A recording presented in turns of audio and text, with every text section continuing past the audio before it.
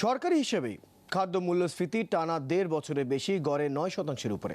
TCB বলছে, গেল বছর যখন বাজেট পেশ হয় তখনকার তুলনায় এখন 10টি জরুরি খাদ্যপণ্যের দাম 50% বেড়েছে। এই অবস্থায় মূল্যস্ফীতি নিয়ন্ত্রণই এবারই বাজেটের মূল চ্যালেঞ্জ মনে করছেন বিশ্লেষকরা। অনুপথিকের তরুণের প্রতিবেদনে বিস্তারিত।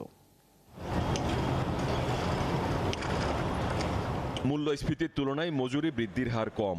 2023 সালের মে থেকে 2024 এপ্রিলে মূল্যস্ফীতির হার যখন থেকেছে 9.41 থেকে 9.94% ঘরে, তখন মজুরি বৃদ্ধির হার 7.32 থেকে 7.85% থেকেছে। এটি সরকারের হিসেব। এমন প্রেক্ষিতে শুধু দিনমজুর নয়, দুর্দশায় আছে দেশের সিংহভাগ মানুষ। গত এপ্রিলে খাদ্য মূল্যস্ফীতি ছিল 10.22%। এপ্রিলে তা 12.56% ওঠে, যা 12 বছরে সর্বোচ্চ।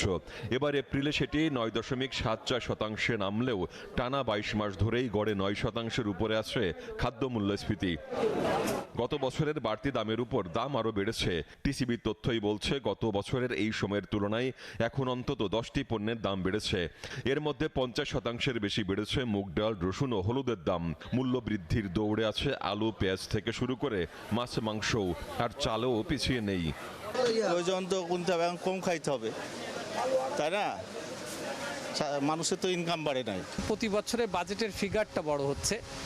আসলে যে ফিগারটা বড় হচ্ছে তার ইমপ্লিমেন্টটা সঠিকভাবে জনগণের মধ্যে বাস্তবায়ন হচ্ছে না। বাজারে যে এই মুহূর্তে যে অবস্থা, এটাতেই তো মানুষ হিমশিম খাচ্ছে। আসলে সে চলবে কিভাবে, তাই না?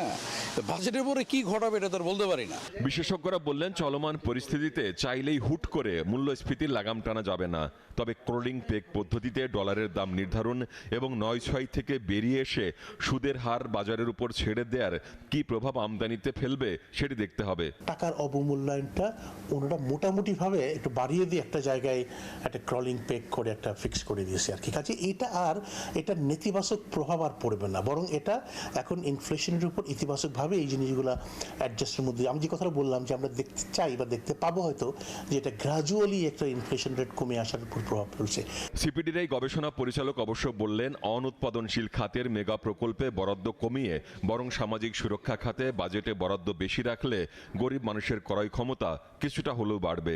করমুক্ত আয়সীমা সরকার যদি কিছুটা বাড়িয়ে দেন, তাহলে হয়তো নির্দিষ্ট আয়ের যারা নিচের স্ল্যাবগুলোতে রয়েছে তারা কিছুটা বাড়তি ব্যবহারযোগ্য তাদের আয় বাড়ে, যেটা হলে তাদের কেনার কিছুটা সামর্থ্য বাড়ে, সেটা চিন্তা করতে পারেন।